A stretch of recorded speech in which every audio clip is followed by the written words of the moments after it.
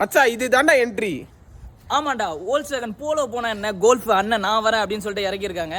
இது பாத்தீங்கன்னா அரௌண்ட் வந்து ஒரு 250 bhp and 370 newton metres of torque வந்து ப்ரொடியூஸ் பண்ண போது ஒன் ஆஃப் த பீஸ்ட் அப்படின்னே சொல்லலாம். இது வந்து பாத்தீங்கன்னா அதர் கண்ட்ரீஸ்ல பாத்தீங்கன்னா சக்சஸ்ஃபுல் மாடல் இப்ப இந்தியாலயும் இறக்க போறாங்க.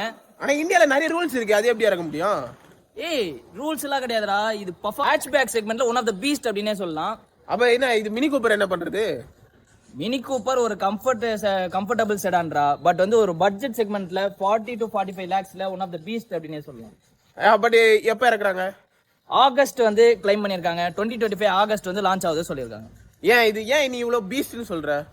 ஏன்னா இந்த ஹேட்ச்பேக் செக்மெண்ட்ல இவ்வளோ பெர்ஃபார்மன்ஸ் கொடுக்குற மாதிரி காரு செக்மெண்ட்லேயே கிடையாது. நான் தான் ராஜாவா வருவேன் அப்படின்ற மாதிரி வோல்க்ஸ்வேகன் ஸ்டெபிலிட்டி அப்படி இருக்கும். அப்படி கண்டிப்பா இதான் இப்ப வோல்க்ஸ்வேகன்ல எலக்ட்ரிக்குமே விடுறேன்னு சொல்றாங்கல்ல. ஆமா, i4 அப்படின்ற எலக்ட்ரிக் வந்து இதே மாதிரியே விட போறாங்க.